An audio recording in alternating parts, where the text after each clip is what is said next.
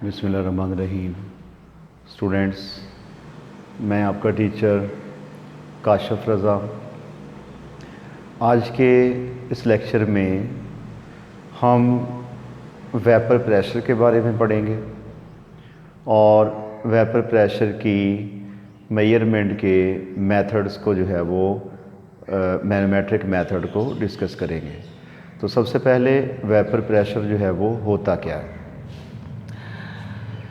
फ़र्ज़ किया हमारे पास एक कंटेनर के अंदर सॉल्वेंट है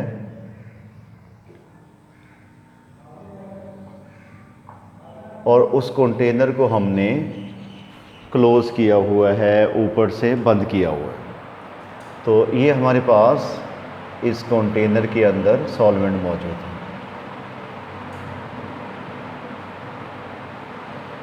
जितने भी लिक्विड्स होते हैं वो हर टेम्परेचर पर एवेपोरेट होते रहते हैं। उनका रेट ऑफ एवेपोरेशन कम या ज़्यादा होता है टेम्परेचर की वेरिएशन से, but evaporation takes place at all the temperatures because of the movement of the molecules. तो एवेपोरेशन की प्रोसेस से कुछ जो वेपर्स हैं वो लिक्विड की सतह के ऊपर इकट्ठे होना शुरू हो जाएगा। ठीक है, तो कुछ जो हैं वो लिक्विड्स सॉल्वेंट्स जो हैं वो उसके वेपर लिक्विड की सतह के ऊपर इकट्ठे होना शुरू हो जाएंगे। उनका निकलना जो है ये कहलाता है एवेपोरेशन। अच्छा, उसके बाद चंद एक मॉलिक्यूल्स ऐसे होंगे जो लिक्विड की सरफेस से टकराएंगे और लिक्विड में री इंटर हो जाएंगे। उनका री इंटर होना ये कहलाता है कंडेंसेशन। ठीक है, तो अब अगर हम सिस्टम को क्लोज़ कर दें तो एवेपोरेशन और कंडेंसेशन दोनों होती रहती हैं, यानी कि वेपर्स लिक्विड की सरफेस से निकलते भी रहते हैं और दोबारा उसमें इंटर भी होते रहते हैं। एक स्टेज ऐसी आती है कि जब रेट ऑफ एवेपोरेशन जो है, रेट ऑफ एवेपोरेशन ये बराबर हो जाता है rate of condensation. Rate of evaporation बराबर हो जाता है किसके? रेट ऑफ कंडेंसेशन के। उस वक्त जो वेपर्स री इंटर होते वक्त जो लिक्विड की सरफेस के ऊपर फोर्स एक्सर्ट करते हैं उसे हम कहते हैं वेपर प्रेशर। तो वेपर प्रेशर क्या हो गया? The force exerted by the molecules on the liquid surface in the state of dynamic equilibrium, in which condition it attain a dynamic equilibrium when the rate of evaporation becomes equal to the rate of condensation। उस वक़्त जो vapours liquid की surface के ऊपर force exert करेंगे उसे हम कहेंगे क्या? वेपर प्रेशर कहेंगे। ठीक है, तो इसको अब आपने करना है मेजर। इसको मेजर करने के लिए जो हमारे पास मेथड है, it is said to be a manometric method. उसके लिए हम क्या करते हैं कि हमारे पास जो है ये एक राउंड बॉटम कोनिकल फ्लास्क होती है। राउंड बॉटम कोनिकल फ्लास्क लेंगे, उसके अंदर वो सॉल्वेंट डाल देंगे जिसका हमने वेपर प्रेशर मालूम करना।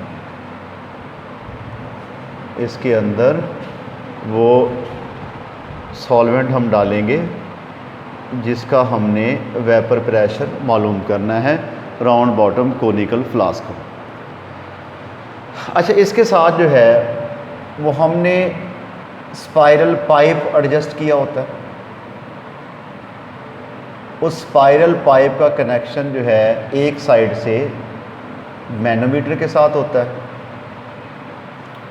और दूसरी जानब से उसका कनेक्शन जो है वो वैक्यूम पंप के साथ होता है।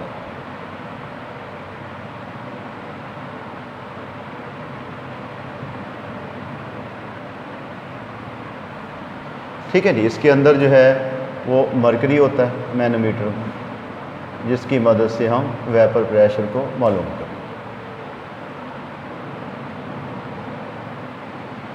मरकरी हो गया, इसके अंदर Hg। और यहाँ पे लगाया होता है वैक्यूम पंप। ठीक है, और इसको हम प्लेस कर देते हैं थर्मोस्टेट के अंदर।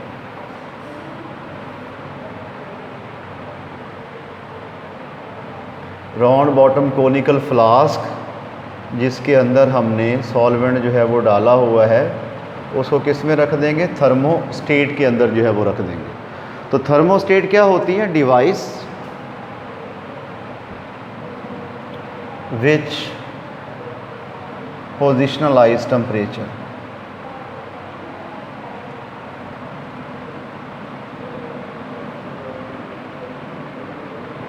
ठीक है, इस थर्मोस्टेट की मदद से हम अपनी मर्ज़ी का कोई भी टेम्परेचर जो है वो अटेन कर सकते हैं। तो अब ज़रा इसकी ये इंस्ट्रूमेंटेशन है, इसका प्रोसीजर देख लें कि हम क्या करेंगे। सबसे पहले वो सॉल्वेंट लेंगे राउंड बॉटम कोनिकल फ्लास्क के अंदर, जिसका हमने वेपर प्रेशर मालूम करना है। उसको हमने रखा थर्मोस्टेट में और उसके बाद ये स्पाइरल पाइप के ज़रिए से कनेक्ट किया मैनोमीटर के साथ। ये वाला है मैनोमीटर जिसके अंदर मरकरी यूज़ होता है, मैनोमीटर। और इसका एक कनेक्शन जो है वो वैक्यूम पंप के साथ जो है वो होता है। ये हो गया वैक्यूम पंप। अच्छा, अब वैक्यूम, इसका पहले ऐसा करेंगे कि इसको थर्मोस्टेट में रख के, उस सॉल्वेंट को थर्मोस्टेट में रख के पहला काम ये करेंगे कि उसको फ्रीज़ कर लेंगे। वो सॉल्वेंट जिसका हमने वेपर प्रेशर मालूम करना है, पहला काम क्या करेंगे कि उसको थर्मोस्टेट के अंदर रख के उसको फ्रीज़ कर लेंगे। फ्रीज़ करने के बाद वैक्यूम पंप से इस फ्रीज़ हुए लिक्विड के ऊपर जितनी भी सरफेस होगी वहाँ से गैस को रिमूव कर लिया जाता है, ताकि प्योरली उन वेपर्स के ही प्रेशर को मेजर किया जा सके। यानी फ्रीज़ करके इसके ऊपर जो स्पेस बचेगी वहाँ से गैस को रिमूव कर लिया जाता है with the help of vacuum pump. इसको फिर मेल्ट करेंगे, मेल्ट करने के बाद फिर फ्रीज़ करेंगे, और ये प्रोसेस जो है वो काफ़ी टाइम जो है वो रिपीट करेंगे, ताकि लिक्विड के अंदर कोई अगर इंट्रैप्ड एयर है, कोई बीच में सॉल्युबल एयर है, उसको रिमूव किया जा सके, ताकि खालिस्तान वेपर्स के ही प्रेशर को मेजर किया जा सके। जब ये यकीन हो जाए कि इसमें से तमाम गैस जो है या गैसेस जो हैं वो रिमूव कर ली गई हैं, तो फिर इसको थर्मोस्टेट में रख के एक मखसूस टेम्परेचर जो है वो दे दिया जाता है, जिस टेम्परेचर पे हमने उस सॉल्वेंट का वेपर प्रेशर मालूम करना है, क्योंकि वेपर प्रेशर जो है ये टेम्परेचर डिपेंडेंट वैल्यू। अच्छा, अब इस मैनोमीटर की तरफ अगर आ जाएं तो इसके अंदर है मरकरी। मरकरी जो है वो लिक्विड फॉर्म में एग्जिस्ट करता है, जिसका एक एंड जो है वो इनकमिंग वेपर्स को फेस करेगा और एक एंड जो है वो एटमॉस्फेरिक प्रेशर को फेस कर रहा होता है।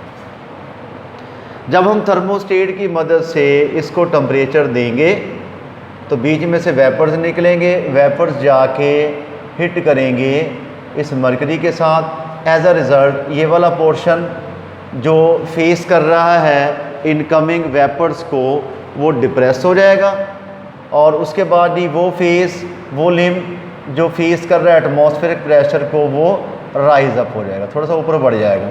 इतना था, इसकी लंबाई में इतना इजाफा हो गया।